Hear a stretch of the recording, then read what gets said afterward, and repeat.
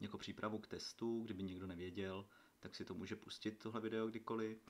Je na YouTube a je otevřený. Jdeme na to. Tak, jedničku přeskočíme, protože pracovní složku jsem si už vytvořil, abychom s ní mohli pracovat. Tak. Vytvořte v pracovní složce v cestě Z vaše jméno, obrázek, textový dokument a Excel. Máme dvě možnosti. No, tak.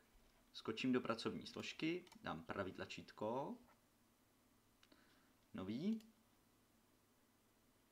a buď to tady vyberu přesně, že obrázek, nebo Word a Excel. Vidíte, že já tady Wordy nemám a Excely, takže já to budu muset dělat druhým způsobem. A vyberu si, já nevím, třeba rastrový obrázek. Jo, vidíte, že tady mám rovnou zapnuté BMP. Ovšem, kdybych to tady neměl, tak nezapomeňte, že budete muset na počítači zvolit zobrazení, pak znovu zobrazení a přípony názvu souboru. Jo. Vidíte, že já mám starší Windows, takže já to tady přímo mám, jo, přípony názvu souboru k zakliknutí. Tak, vybereme si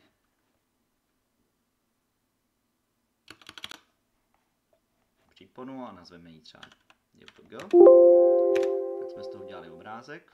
Jo? A abych to nemusel dělat 1000krát, tak já si třeba jenom skopíruju tento soubor, dám Ctrl+C, Ctrl+V dvakrát a nazvu si tady ten nový rastrový obrázek jako TXT jednou a jednou jako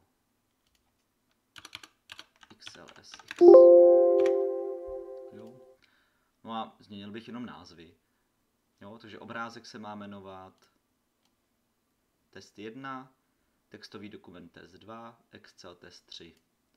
Takže obrázek, kliknu jednou, kliknu podruhý do textu, takhle se mi podaří ho přejmenovat, napíšu test 1, Excel, kliknu, test 3, protože ten je třetí, tady to bude test 2. A máme hotovo. Jo, vždycky kliknete stranou a máte to pojmenované. Tak další. Skryjte soubory test 1 a test 3. Tak zase jo. Vidíte, že já tady v části zobrazení mám skryté položky. Takže já si takhle můžu zapínat a vypínat skryté soubory. To jen abyste věděli, jak se ty skryté soubory pak zobrazí. Jo. Ve Windowsech novějších máte tady kartu zobrazení, v ní máte zobrazení a pak skryté položky. Jak si pamatujete určitě ze školy. Jo. Jak se skrývají dokumenty, dáte pravý tlačítko na jakýkoliv chcete, 1 a 3, nejdřív označíte, pravý tlačítko, vlastnosti, skrytý, OK, to samé uděláte s tím test 3, pravý tlačítko, vlastnosti, skrytý, OK. Jo, když teďka vypnu skryté položky, tak mi zmizej. No, když já se zapnu, tak jsou zpátky. Tak, do souboru test 2 zapište alespoň 6 klávesových zkratek, na které si vzpomenete. Tak, otevřu test 2. Jo. Já vám tady napíšu, na co si vzpomenu teďka, jo, Ctrl+C, což je kopírování, Ctrl+V, což je vložení, Ctrl+Z nebo Y, což je dopředu nebo dozadu, Ctrl+Alt+Del a Alt+F4 třeba, jo. Tak, Ctrl+Alt+Del zapíná plochu, kde si můžete změnit heslo, nebo se dostat do správce úloh, a Alt+F4 vám ukončuje jakoukoliv úlohu. Tak, dám Ctrl+S, tím jsem uložil soubor. No. Nebo můžete dát taky soubor uložit. Vidíte, že tady je zkrátka Ctrl+S. A můžu to zavřít. S využitím klávesy Print Screen a malování uložte obrázek vašeho disku. Jo? Tak já disk Z nemám na svém počítači, ale uložím třeba obrázek té pracovní složky, jo? Tady toho. Tak, Print Screen a malování. Takže Já dám na klávesnici print scr klávesu. Otevřu si malování. Jo, napíšu do lupičky malování, ji máte tady. A dám ctrl-V. No, vidíte, že tady krásně mám ten soubor uložený. No a teď bych ho třeba ještě ořízl, jo, kdybych to chtěl mít kvalitní. Tak si ho takhle oříznu. V tom malování kliknu na oříznout, ono se mi to také pěkně ořízne. V testu nemusíte dělat, jo. Tak dám disketku a vyberu si, kam to chci uložit. Chci to uložit do pracovní složky a nevím, jak to mám nazvat teďka. Disk žáka, jo.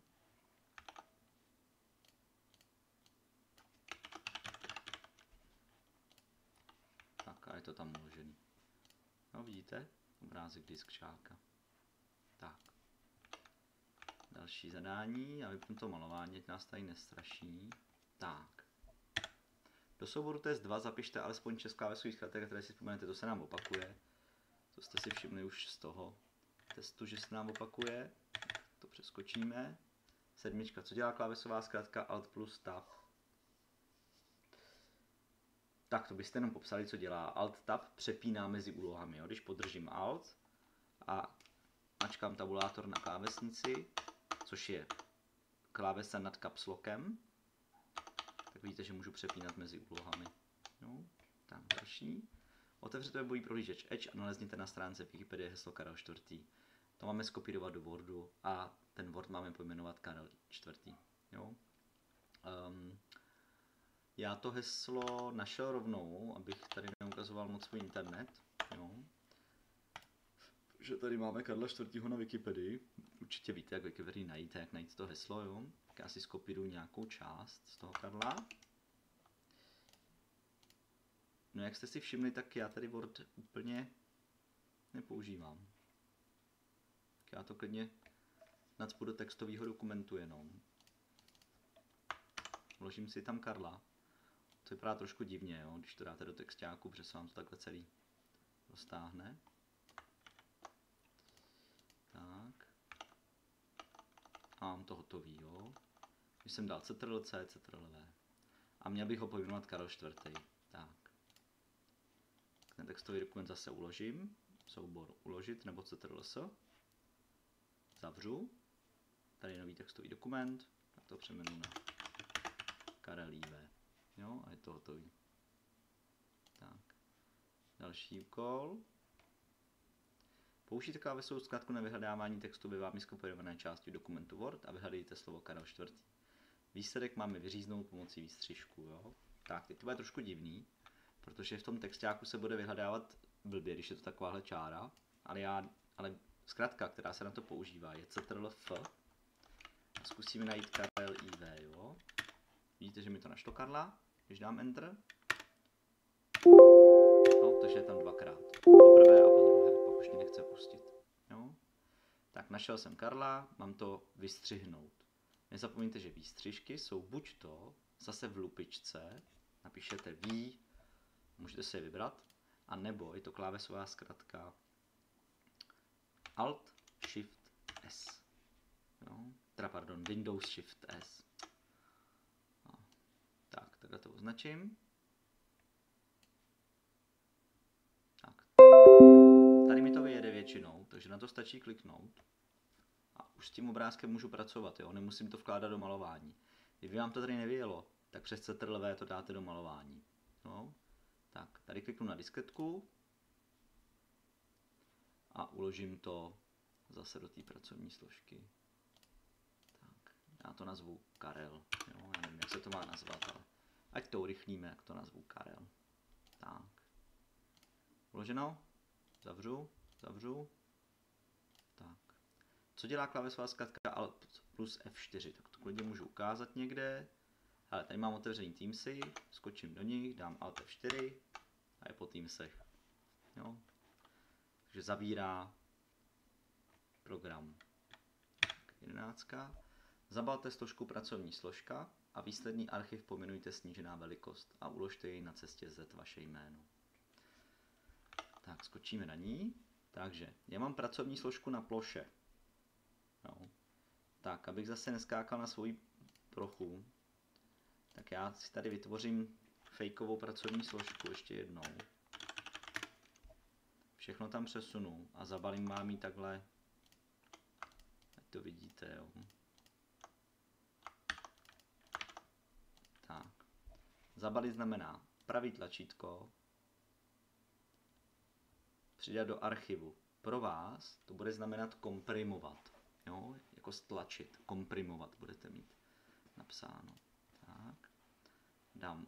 Můžu to tady i přejmenovat, jo, snížená velikost rovnou, to můžete i při tom komprimování. A dáte OK. Tak máme zabaleno, jo. A uložte ji na cestě Z vaše jméno, jo, já to nechám na té cestě pracovní složka, protože cestu Z nemám, nejsem student, takže bych to musel ukládat do nějakých učitelských souborů. Tak, takhle vypadá zabalená složka, buď to takhle, nebo ve škole, je to takovej zip. Jo, má takový zip přes sebe. V cestě U najděte zabalený archiv, ten si skopírujte do cesty Z vaše jméno a rozbalte jej. Tak možná jste si všimli, že tady je archiv. Tak já si ho skopíruji jenom o jeden řád vejš, jo. Takže dám Ctrl+C, Ctrl+V a mám ho rozbalit. No a stejně jako jste zabalovali, jo, takže pravý tlačítko na ten archiv a dáte extrahovat. To máte ve škole stejný, jo, extrahovat. Tam extrahovat zde a je to rozbalení. Jo. Tak, koukneme se. Jo, rozbalte, to je celý. Tak, 13. Jakou klávesovou zkratkou se dostaneme na správce úloh a k čemu se správce úloh nejčastěji používá? Je to Ctrl+Alt+Delete, jo, je správce úloh. Používá se ke změně hesla, po případě k tomu, abyste shodili nějakou úlohu, která se vám třeba sekla. Jo, po případě tam ještě vidíte nějaký výkon počítače. Vytvořte si zástupce na ploše, na cestu UINF a tak dále, jo. Tak. Já to vytvořím tady, jo, zase koukáme na moji plochu, dám pravý tlačítko, nový zástupce, takže pravý tlačítko, nový zástupce. A tady si můžete zadat, jakou cestu chcete, jo, kamkoliv. Tak, já si vyberu na schvál cestu sem, je to sice trošku divný zástupce, když bude odkazovat na cestu stejnou, na který je, ale ať vidíte, jak se to dělá, jo. Takže většinou stačí buď skopírovat tu cestu, kterou budete mít zadanou. Když to budete mít napsaný slovně, tak to proklikáte postupně, jo, jako třeba tento počítač, plocha, pracovní složka. A kliknete si sem, nahoru. A tuhle cestu si skopírujete, dáte Ctrl+C. Jo, přeskočíte si do toho zástupce, ještě jednou to klidně ukážu, jo. Já jsem si ji skopíroval, dám pravý tlačítko, nový zástupce a sem dám Ctrl+V. Když dám další, tak tady si ji můžu pojmenovat třeba, no, já nevím, odkaz na pracovní složku, jo. Dám dokončit, když tohle otevřu, tak bych se měl dostat zpátky na pracovní složku. Vidíte, že ono mi to nic nedělá, protože mi to otevírá to samý, jo. Že ono to funguje, ale bohužel mi to otevírá to samé úložiště, tak po mně ten Windows teďka úplně nechápe, co jako dělám. Tak. Překliknu. Kromě složky Informatika 1 odstraňte všechny soubory a složky na cestě. Jo, takže. Já tady žádnou informatiku nemám, celý to označím a dám buď to na klávesnici Delete, nebo dám pravý tlačítko, odstranit a je to pryč. Z plochy se vysypává koš tak, že na něho dáte pravý tlačítko a dáte vysypat. Přímo na ploše. A to je všechno. Tak vám přeju hodně štěstí. V testíku se objeví jenom variace, jo, úpravy tady těch věcí.